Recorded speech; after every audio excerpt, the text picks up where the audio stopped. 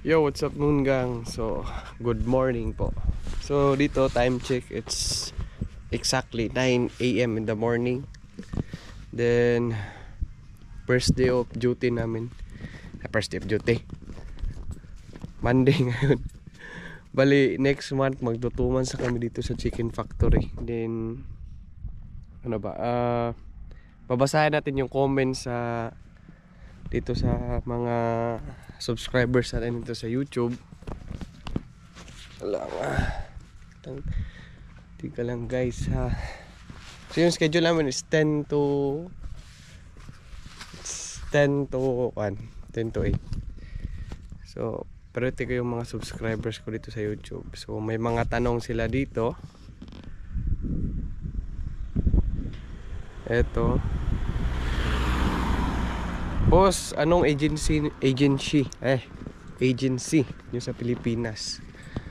So yung agency ko po sa Pilipinas is Grand Placement Agency. Yan po yung agency ko sa Pilipinas.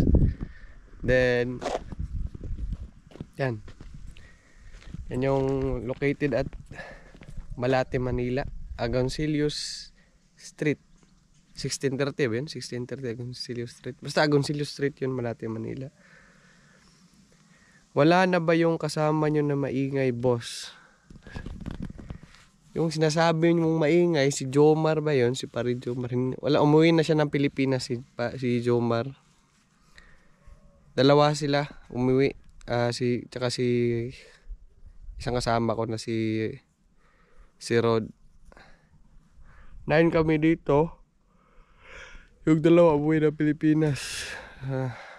Mahirap din kasi yung trabaho dito. Kaya naiintindihan ko rin sila. Then what do we have here? Moment.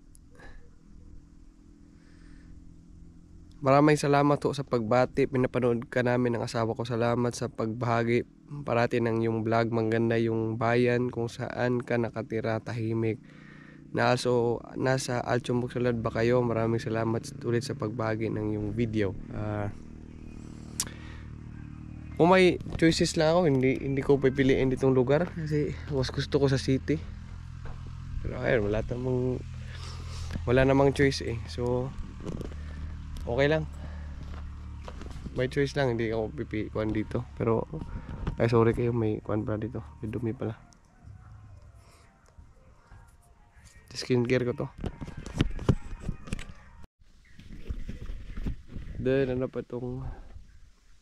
So yun nga, kung may choices lang ako, hindi ko pipiliin itong Altumok-Sulat. Kasi sobrang tahimik, ayoko ng tahimik. Gusto ko magulo, ayoko ng peace of mind. Joke lang. O nga, legit yan. Pero dito kami dinala ng tadhana eh. I don't have a choice. So ito pa ba? Doon. Ask ko lang loads, ATM ba kayo nakakatanggap ng sahod? So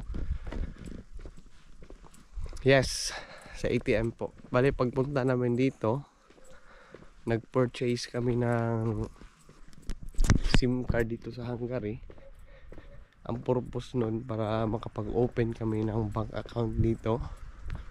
Yung company na mag-provide nun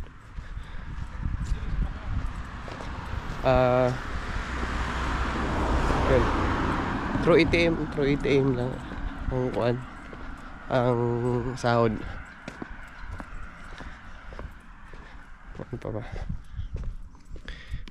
Shout out nga pala kay Tricia Grace De Luna. Grabe ang exposure di Jake sa vlog mo. Ed mo na. Shout out naman Ludo. Shout out kay Tricia Grace De Luna. Then may nag-comment dito si Ili Reyes. Need ba ng experience, sir, pag mag-apply dyan? Yes, need ng experience. Pero basta usually need ng experience talaga. Okay. Then one day ago nag-comment si Sport Highlights. Sabi niya Nasa abroad ka na ba? Yes, nasa abroad na po ako. Tapos ito naman si Boxroom, yun nga, nagtatanong siya anong agency ko. Grand Placement, pasensya na, late yung reply ko dito. Then sabi ni Gracelyn Ramos, natuto ka na talaga magluto. Yes, nagluto kasi ako nakaraan ng lechon manok. Then ayun, kahit pa paano marunong na tayo magluto. Lechon manok lang. Ngayon mainit. Hindi ko lang alam kung anong oras kami makakauwi mamaya kasi feel ko gabi na talaga. Kasi iba yung namin, iba yung supervisor na mag-lead sa amin. Yan yung mag-lead sa amin, matagal yun uuwi. Hindi ko alam kung anong oras overtime namin. Siguro yun, ganun talaga.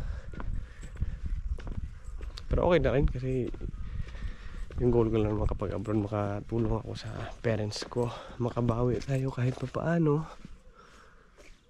Kaya yung black ko lang. So masaya na rin ako dun kahit man lang makabawi ako, di ba? Ganyan yung mga goal natin, mga sa magulang natin ba? Hindi ko alam yung goal nyo, basta isa ko yung goal ko, makatulong ko hanggang buhay sila, masatisfied sila kahit anong paraan na pagtulong, di ba? Ano lang, masaya na ako dun. Ay.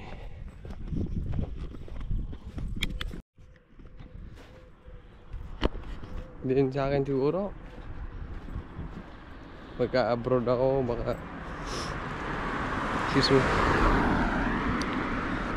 I don't know, baka siguro 5 years ako mag-abroad. Pero mas maganda 3 years lang.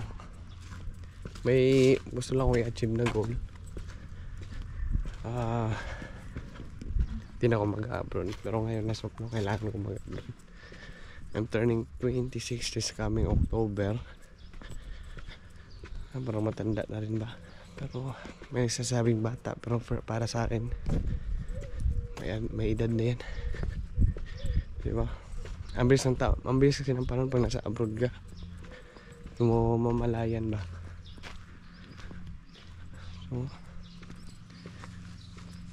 kung sa Pilipinas kung magtrabaho, ay nako, tagal kung makaipon dun.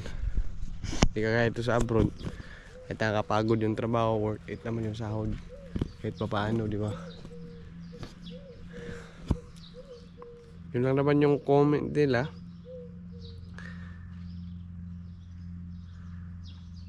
Ay, may isa tanong dito. Good day, Padi. Tanong ko lang, ang bagahe, ano ba ang mga laman? Ano yung important at dapat dalhin? Yan. Yung mga damit, tsaka mga seasoning, mga magic sarap, tuyo, ganun. Seasoning talaga, yung mga cubes kasi nor cubes, ganun. Yung mga ganun. Then may vlog ako niyan eh. Search mo, makikita mo yun, yung mga kuan ko, yung may mga ibubukas yung maleta ko. Andyan yan, i-stock mo lang. Yung mga importante na dapat dalhin. Basta yung pinaka-importante na dapat mong dalhin, dala ka ng power bank. Yun para sa akin, power bank. Then mga seasoning talaga yun, mga pinaka-importante, mga magic sarap.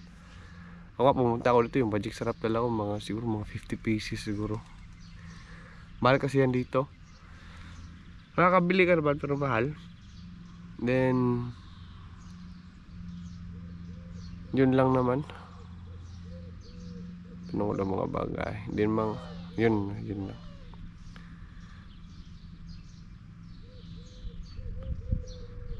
Yun naman ata. Wala naman.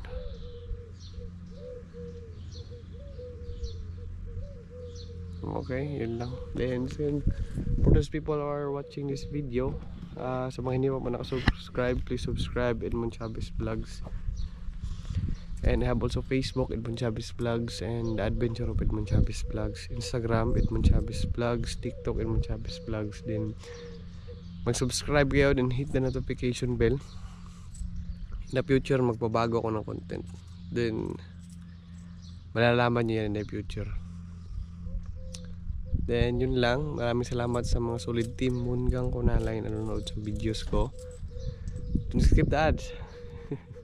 Huwag nyo skip yung ads. Then dyan tayo kumikita eh. Then yun lang, and God bless, bye bye.